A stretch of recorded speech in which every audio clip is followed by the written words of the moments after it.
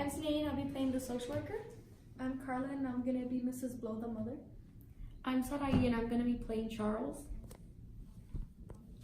And I'm Jackie and I'm gonna record. Welcome back, guys. So how's everything been going this past week?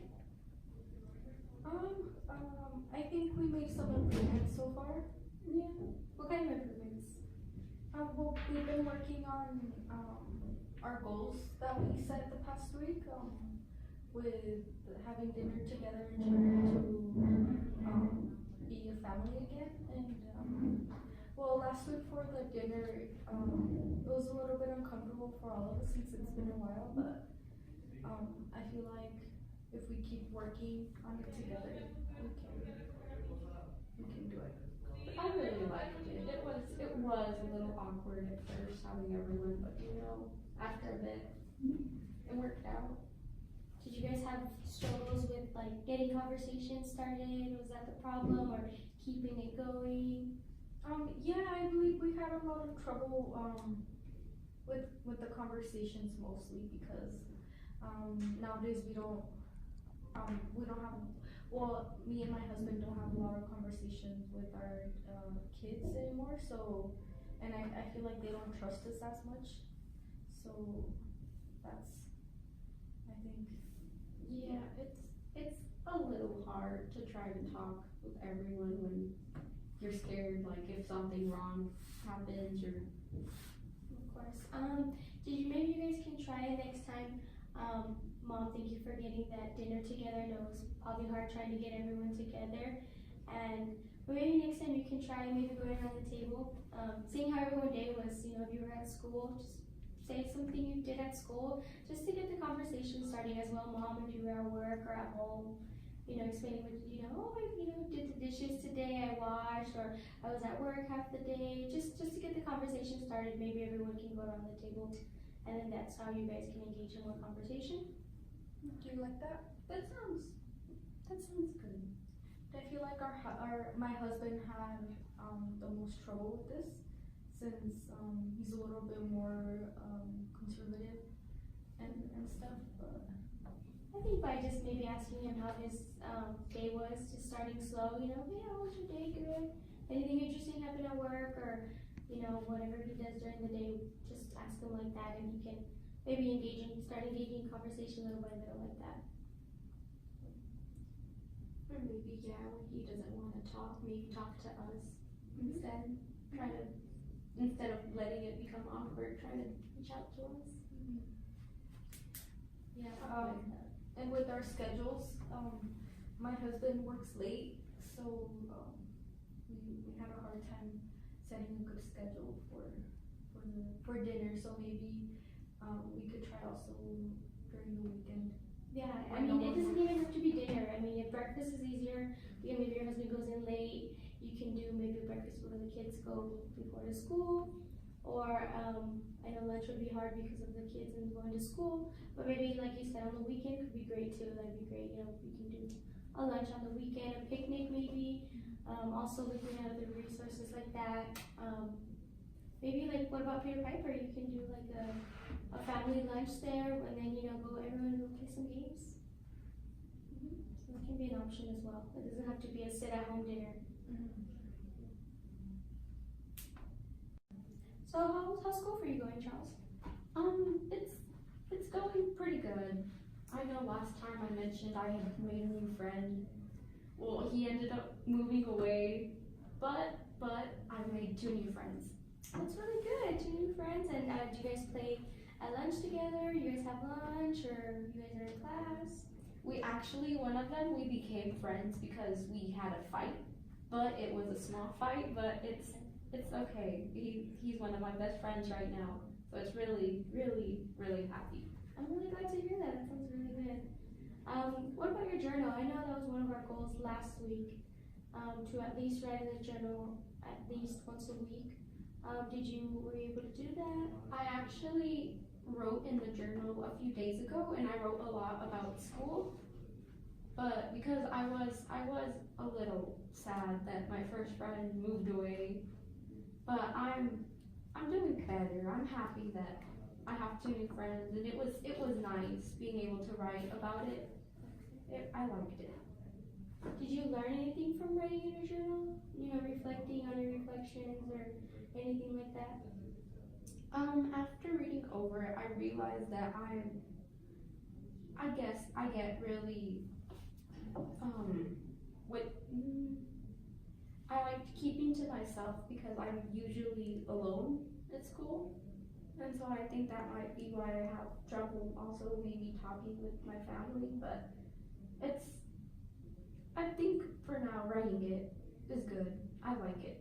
Yeah, as long as you can get your feelings out and just don't keep them bottled in, I think that'll help you express your feelings.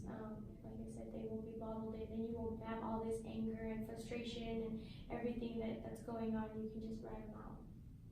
But I'm very glad to hear that you're doing that. We can continue doing that as long as you need to. It doesn't have to be once a week. If you feel like you need to write down something, just write down some feelings. Go ahead and write them down. Or if you just want to do it once a week to reflect on your week, that's fine as well. Whatever makes you feel better. And what about your goal with your siblings? How did that go? We tried getting together, but it wasn't that good. We were playing Monopoly, and I got really frustrated, like really frustrated, and I just ended up yelling at them. And so after that, we couldn't play anymore. Okay. Mom, did you see this happen? Yeah, well, it seems like they can't really get along together. I don't know if it's because of the age difference or, I'm not sure, but it seems like they're not getting along. I don't know what I can do to help them. It might be an age difference. One might be more older, wants to hang out with their older friends. One of them probably just wants to play with their toys by themselves. And there's a huge age difference. But what you can do is, if they get angry, you see them get angry, maybe you can just separate them, have them calm down, breathe, and think. A good trick is counting down 20, 90, and then by the time they get to 1, they forget about what they were mad about because they just had this anger and then they just let it go. So maybe if you do see them fighting, maybe you can separate them and be like, hey guys, just calm down, let's count to 20 back, and then maybe we can start. Okay, what happened? And then they can maybe tell you what happened. Like for instance, the game of Monopoly. What happened when you guys were playing? My older brothers basically they didn't want to play by the rules, and so I got upset because I was following the rules for it. It seems like the youngest ones were getting mad because they were losing, so they didn't like that either. Okay. Maybe we can do some compromises. I know Monopoly can get a little bit boring. It takes forever to play. Maybe we can do some compromises where we can adjust some rules that everyone agrees with. Maybe doing like a rule that everyone agrees with, that they like, that they can go with. I think that can help a little bit. Just doing compromises, everyone can be happy. Maybe the little kids can team up together. That way they can help each other out. That way they're not playing against each other. That could be another good idea. Well, I can try to supervise them as much as I can, and maybe find something else. I could try to find something else for them to bond. Maybe Monopoly's not the best for them because Maybe we can just go to the park, yeah, maybe I could take them to the park or play tag or something. Yeah, going to the park is definitely a good idea. There's a bunch of other games as well. Jenga's a really fun one. It's for all ages, so that one's really fun. They can play that. Like you said, going to the park would be great. It's up to you, just whatever you feel. I can either even take them to the store and let them pick a game that all of them agree with. That would be good. And then maybe, I don't know how busy your workload is at school and your workload, but maybe you guys can have game night. And then 1 week can be one person's game that they choose to play.